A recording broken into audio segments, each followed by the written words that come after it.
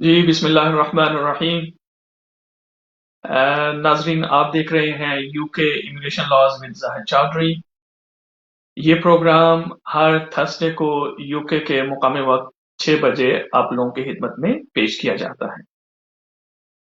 आपको अब बखूबी इल्म है कि ये प्रोग्राम आप लोगों के भेजे गए सवालात की रोशनी में तरतीब दिया जाता है और मेरी कोशिश ये होती है कि जो भी आपके सवालात आते हैं मेरे पास, उनको ज्यादा से ज्यादा इस प्रोग्राम में शामिल किया जाए। लेकिन क्योंकि ये एक मुख्तसर फॉर्मेट का प्रोग्राम होता है, इसलिए जिन लोगों के सवालात किसी वजह से ना ले सकूं, ऐसा नहीं है कि वो सवालात इधर उधर हो जाते हैं। वो अगले प्रोग्राम में डेफिनेटली मैं उनको सबसे पहले उनकी टर्न होती है, फिर उसके बाद फिर हम नए सवालात जो है वो लेते हैं।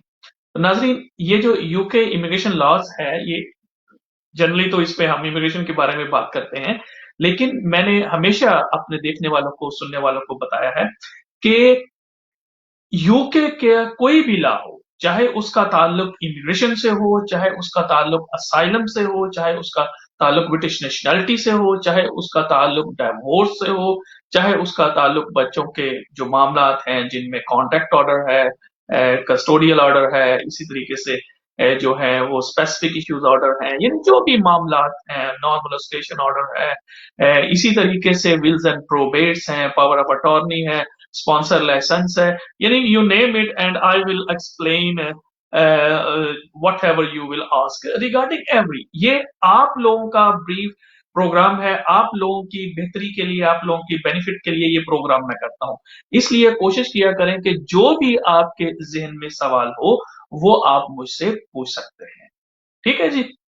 तो आज का प्रोग्राम जो है उसकी तरफ जाते हैं। सबसे पहले तो एक नया केस लॉ है, वो थोड़ा सा मैं आपको ब्रीफली बताए देता हूं कि Mubeen versus secretary of state for home office जो है वो 2021 नया केस है, जिसमें फैमिली लाइफ को उन्होंने थोड़ा सा फर्दर एक्सप्लेन किया है।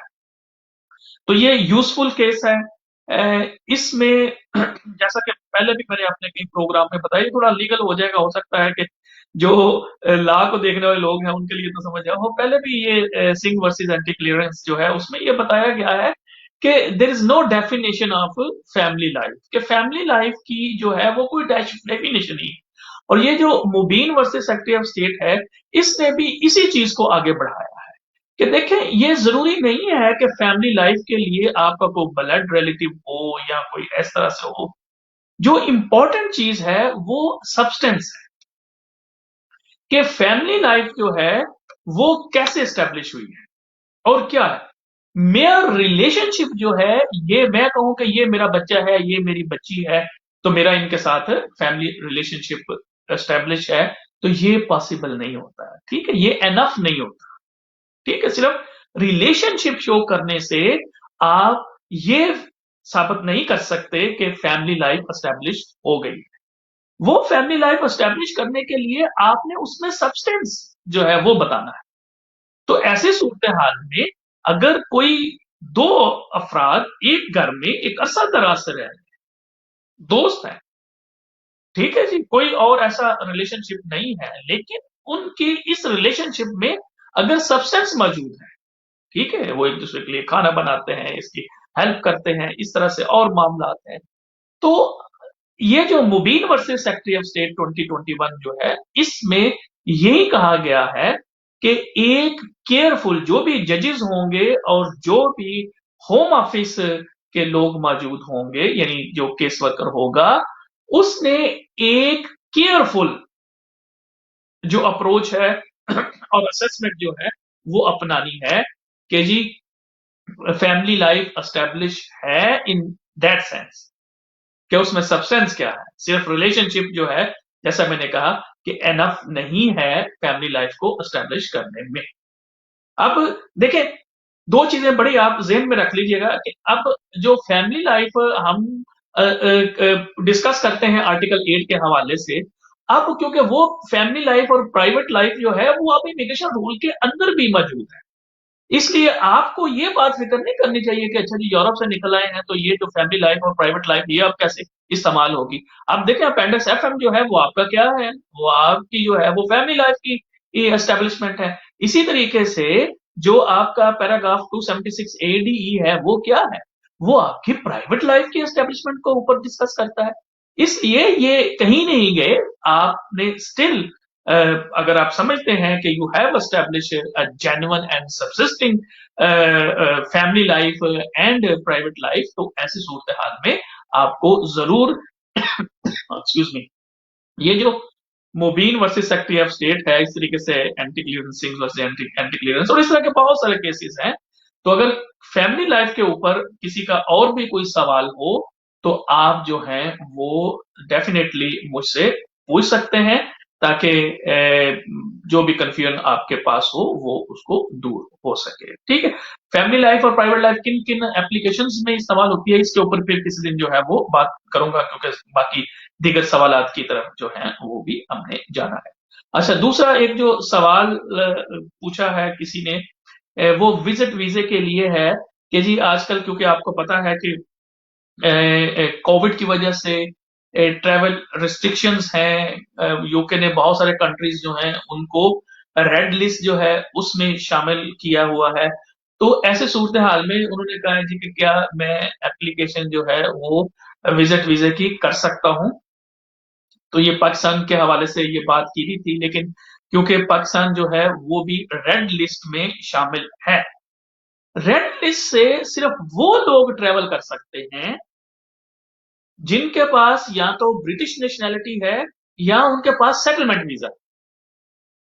ठीक है, यानी इंडेफिनेट लीव टू रिमेन है या वो वीजा है जो कि टुवर्ड्स सेटलमेंट लीड करते हैं, 2.5 ईयर की डिस्कशनरी लीव है या इस तरह की कोई और उनके पास लीव है, तो वो रेड कंट्री से ट्रेवल कर सकते हैं, सब्जेक्ट टू कि उनको वो आएंगे तो फिर उनको क्वारंटीन होना पड़ेगा यूके के अंदर, होटल के अंदर जो यूके के अप्रूव्ड होटल हैं उनके अंदर आपको क्वारंटाइन करना पड़ेगा। अब क्योंकि जो विजिट वीजे वाले हैं वो विजिट वीजा क्योंकि ये ब्रिटिश नेशनैलिटी में या सेटलमेंट वीजों में नहीं आता, तो इसलिए वो ट्रेवल ही नहीं कर सकेंगे। ठीक है, लिहाजा जो आपका सवाल था कि जी क्या, तो ऐसे सूरत हाल में जो विजिट वीजा की एप्लीकेशन पहले भी पड़ी हुई है, अगर उसके ऊपर होम ऑफिस डिसीजन भी दे देता है तो it will not be possible कि आप ट्रेवल कर सके। इसलिए अगर आप प्लान कर रहे हैं कि आपने यूके को विजिट करना है तो उसको थोड़ा होल्ड पे रख लें, उसको थोड़ा पोस्टपोन कर लें, और जब ये कोई बेहतरी आ जाती है कोविड के सिलसिले में और पाकिस्तान या वो तमाम कंट्री जो रेड लिस्ट में मौजूद हैं, जब वो बाहर आते हैं और उसके ऊपर फिर ऑब्वियसली ये यूके की गवर्नमेंट जो है वो कोई और गाइडलाइन जो है वो प्रोवाइड करती है, तो वो फिर आप आ जाएं उस ऐसी सूरत हाल में फिर पॉसिबल। अदरवाइज तो जैसे मैंने कहा है कि ये क्योंकि होगा नहीं, ट्रेवल आप अलाउ नहीं होगा, तो फिर इसलिए अभी एप्लीकेशन करने का फायदा जो है वो नहीं होगा। इसी हवाले से क्योंकि विजिट वीजे के हवाले से ही बात किसी ने की थी, तो उन्होंने ये सवाल पूछा कि जी ये सवाल अक्सर पूछा जाता है कि जी स्पॉन्सरशिप कैसा होना चाहिए ताकि वीजा जो है वो आसानी से लग सके और कौन स्पॉन्सर जो है वो कर सकता है। ये भी जहन में रख लें जी, कोई कंडीशन इसमें ये नहीं है कि कौन कर सकता है, कोई भी आपको स्पॉन्सरशिप लेटर भेज सकता है। अब ये स्पॉन्सरशिप होता क्या है, ये एक अंडरटेकिंग होती है कि जो यूके के अंदर मौजूद बंदा है जो आपको बुला रहा है, इनवाइट कर रहा है, वो एक अंडरटेकिंग देता है उस लेटर के अंदर, स्पॉन्सरशिप लेटर के अंदर, कि जनाब ये जो मेरा भाई है, बहन है, कजन है, दोस्त है, कोई भी है, कोलीग है, कोई फ्रेंड है, कोई भी है, तो उसको मैं चाहता हूं कि वो आए यूके में, टाइम स्पेंड करे हमारे साथ, और जब तक वो यूके के अंदर रहेगा उसकी रहाइश, खाने पीने और दीगर जो मामलात हैं उनका सारा खर्चा मैं बर्दाश्त करूंगा।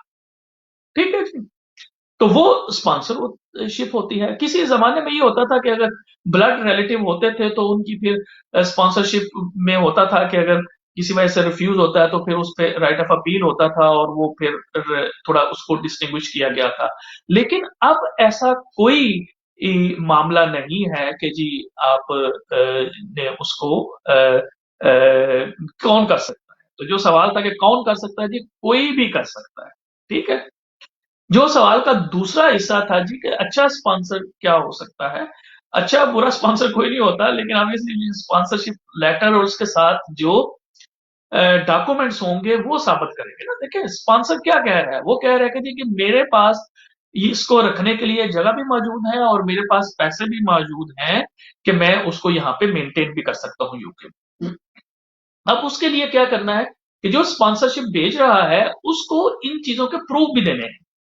अगर वो कहता है कि वो उसको फाइनेंशियली सपोर्ट करेगा यानी मेंटेन करेगा, तो फिर वो तो पहले खुद बताएगा कि क्या वो काम कर रहा है, उसके पास कितने पैसे हैं, बैंक में कितना उसका डिपॉजिट है या सेविंग मौजूद है या कितना उसका बैलेंस है। ये सारी बातें बताएगा। अपने सारे खर्चे निकाल के अगर उसके पास एक्स्ट्रा पैसे मौजूद हैं तो वो एक अच्छा स्पॉन्सर होगा। अब अगर खुद ही वो देखें पब्लिक बेनिफिट्स जो है वो ले रहा है, काम नहीं कर रहा, और फिर वो जो है वो ऐसे सूरत हाल में मसाइल क्रिएट होते हैं। ये कुछ लोगों का इसके ऊपर जरा डिफरेंट व्यू है, मेरा डिफरेंट व्यू है, लेकिन मैं इसके ऊपर फिर किसी दिन और बात करूंगा कि अगर आप बेनिफिट वगैरह ले रहे हैं तो फिर भी आप किसी को इनवाइट तो कर सकते हैं। यानी वो आप अंडरटेकिंग नहीं देते, फिर आप सिर्फ इनवाइट करते हैं कि जी मैं ए को बुलाना चाहता हूँ या चाहती हूँ कि वो आए और मेरे साथ टाइम स्पेंड करे। ये तो सिंपल है, इनविटेशन है, वो कोई भी भेज सकता है। लेकिन जो अंडरटेकिंग होती है स्पॉन्सरशिप की वो डिफरेंट। ठीक है। तो ऐसे सोचते हैं इसी तरीके से अगर आप कह रहे हैं कि जैसे जी मेरे पास जगह है उसके रखने के लिए, तो आपको उसका जिसको हम कहते हैं property assessment report for immigration purposes, कि वो आप स्टेट एजेंट से या जो भी सर्वेयर है उनसे बना के उससे बनवाएंगे कि जनाब ये इस घर में मैं रहता हूँ, इसके अंदर इतने कमरे हैं, इतने लोग रहते हैं, और जिसको मैं इनवाइट कर रहा हूँ जब वो आ जाएगा तो आपने साबित करना है कि आपका घर जिसमें आपने उसको रखना है वो लीगली ओवर क्राउडेड नहीं होगा। तो ये अगर आप का जो स्पॉन्सर दो अच्छी चीजें जो है वो और उसके साथ डॉक्यूमेंट्स करे, तो ये एक अच्छा स्पॉन्सर जो है वो होगा। ठीक है। लेकिन एक बात फ्रॉम माय ओन एक्सपीरियंस, इतना अरसे की प्रैक्टिस में जो है वो जो मेरा अपना एक्सपीरियंस है, मैंने बहुत कम एप्लीकेशंस ऐसी देखी हैं जो कि स्पॉन्सर की वजह से रिफ्यूज। नॉर्मली ये होम ऑफिस अपने डिसीजन लेटर में लिखता है कि जनाब वी आर सेटिस्फाइड कि जी आपका जो स्पॉन्सर है वो इस पोजीशन में है कि वो आपको मेंटेन और अकोमोडेट कर सकता है, लेकिन आपके पर्सनल सर्कमस्टांसेस जो हैं उसकी वजह से हम आपको रिफ्यूज कर रहे हैं। तो वो पर्सनल जो सर्कमस्टांसेस है वो आज की क्योंकि सवाल का हिस्सा नहीं है, इसलिए वो फिर किसी और वक्त में वैसे किया हुआ है। तो जब होगा तो फिर आपको दोबारा से इसके ऊपर किसी दिन जो है वो बता दूंगा। तो जी बिल्कुल कोई शख्स जो है वो भी किस आपके साथ उसकी रिलेशनशिप हो या ना हो, वो आपको स्पॉन्सर कर सकता है। और स्पॉन्सर के लिए जिस तरह मैंने कहा है कि ये दो चीजें जो है वो के अकोमोडेशन और मेंटेनेंस को अगर वो अंडरटेक कर रहा है तो इसका फिर एक अच्छा सा सबूत भी साथ लगाया जाए।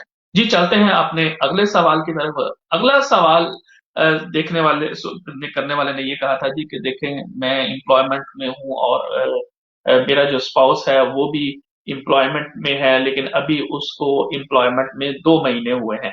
तो कहा कि क्या मैं उसकी जो वेजेस हैं उसके ऊपर भी रिलाय कर सकता हूं या नहीं कर सकता। देखें बात यह है कि आप अगर एम्प्लॉयमेंट इनकम के ऊपर आपने रिलाय करना है तो उसके लिए जरूरी है कि आप 6 महीने से उस एम्प्लॉयर के साथ काम करते रहिए। एक पॉसिबिलिटी ये हो सकती है कि ये उन्होंने कहा कि अभी उनको 2 महीने हुए हैं इस एम्प्लॉयर के साथ काम करते हुए। हाँ अगर वो पहले किसी और एम्प्लॉयर के साथ काम कर रहे थे तो अगर हम पूरे साल की फिर हमें वेज स्लिप लगानी पड़ेगी। ठीक है। और बाकी जो एम्प्लॉयर लेटर है वो दोनों से लेना पड़ेगा। ठीक है जी, पहले एम्प्लॉयर से भी लेना पड़ेगा और दूसरा जो एम्प्लॉयर है उससे भी जो है वो लेटर लेना पड़ेगा। लेकिन देखें इनके अंदर गैप मौजूद नहीं होना चाहिए।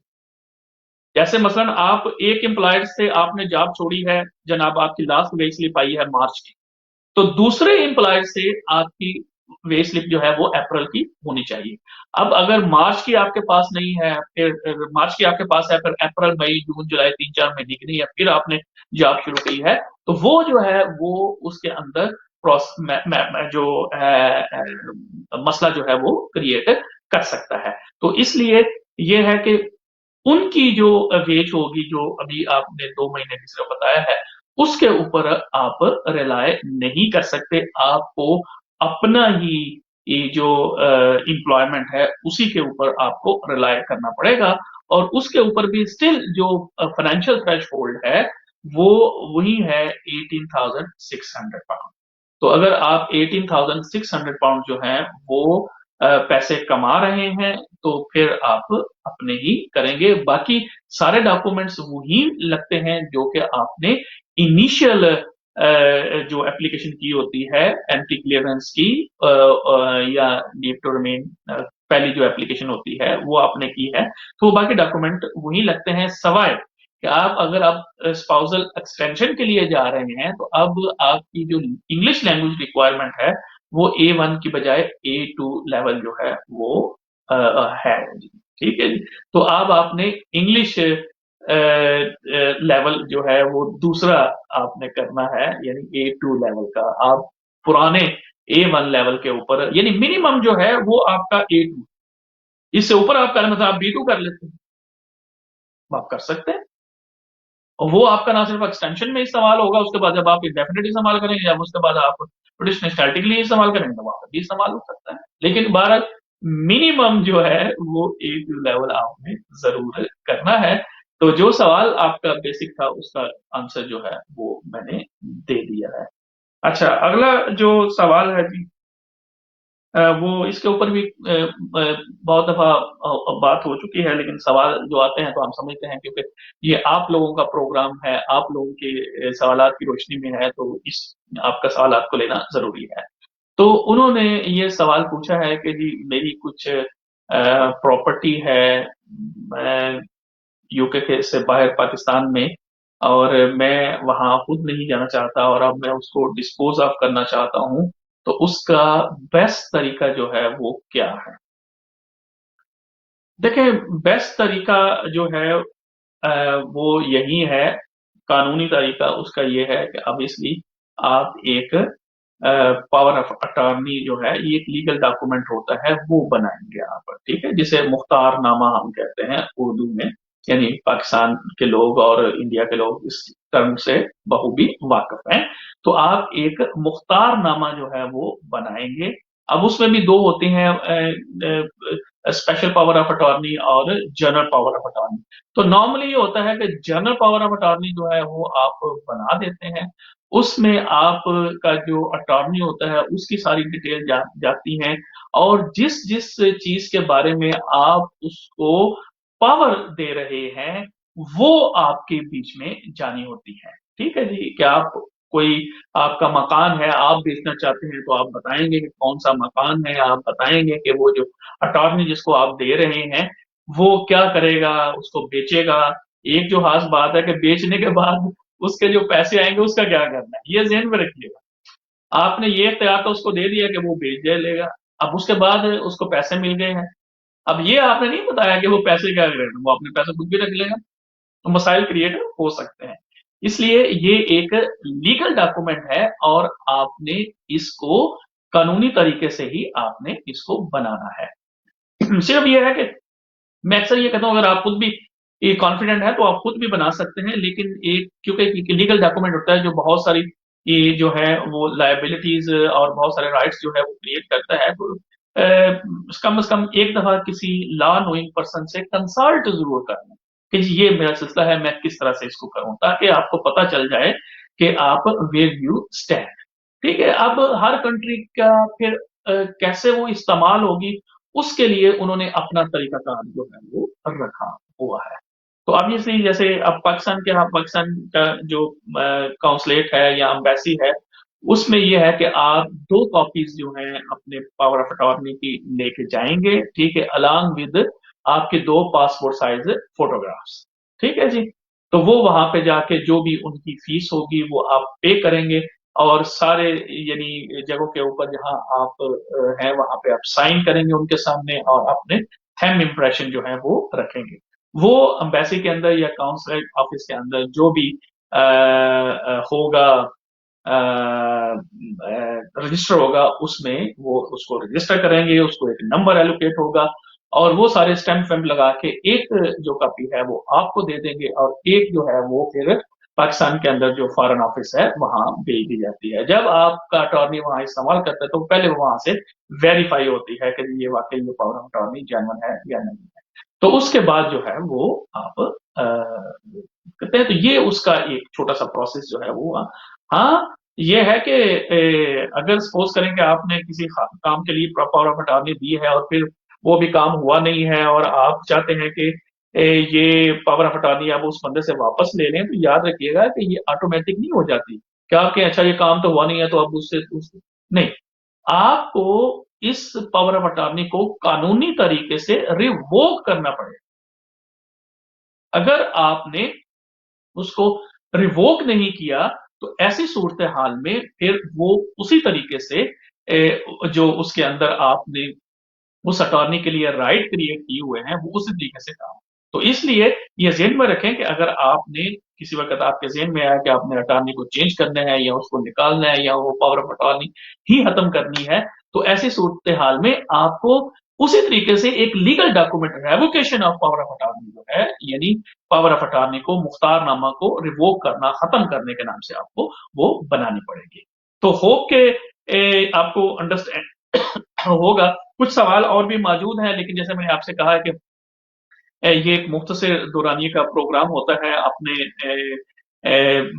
मसरूफियात में से वक्त निकालना पड़ता है। लेकिन आप लोगों की दुआएं मोहब्बतें जो हैं वो मुझे पुश करती हैं कि I should carry on doing this my programme. सिर्फ आप लोगों से दरखास्त ये है कि जिन लोगों ने अभी तक मेरा यूट्यूब चैनल ZMC टीवी जो है वो सब्सक्राइब नहीं किया तो प्लीज अगर आप इसको सब्सक्राइब करें और दोस्तों से भी कहें कि इसको सब्सक्राइब करें ताकि मेरी आने वाली तमाम जो वीडियोस हैं लॉ के हवाले से, और क्योंकि कुछ सम टाइम मेरी दीगर मौज़ूआत पर भी वीडियोस होती हैं तो वो जितनी भी लेटेस्ट वीडियो हो मेरी लॉ से जुड़ी हुई वो आप लोगों तक पहुंचे। इससे ना सिर्फ आपको फायदा होगा बल्कि आपके इर्द गिर्द जो लोग बसते हैं, जो आपके फैमिली मेंबर हैं, जो आपके दोस्त हैं, उनको भी फायदा होगा। और यही एक मकसद है कि देखें दिए सो दियो को जलाना, कि आप अगर किसी की हेल्प करेंगे तो ये एक नेकी का काम है। इस हवाले से आप ZMC टीवी यूट्यूब को जरूर सब्सक्राइब करें ताकि ये एक नेकी का काम है और दूसरों की हेल्प इसमें होगी। इसके अलावा हमारे ZMC नेटवर्क के बाकी भी जितने पॉलिटिक्स के ऊपर, रिलीजन के ऊपर और दीगर सोशल इश्यूज के ऊपर जो प्रोग्राम है वो भी आप तक पहुंचते रहेंगे अगर आप ZMC टीवी को सब्सक्राइब करते हैं। उम्मीद करता हूं कि आज का प्रोग्राम भी आपके लिए फायदेमंद होगा। टिल नेक्स्ट थर्सडे अपना अपने गिरदनवा के लोगों का ख्याल रखिएगा और मुझे अपने भाई अपने दोस्त जाहिद चौधरी को इजाजत दीजिएगा। अल्लाह हाफिज।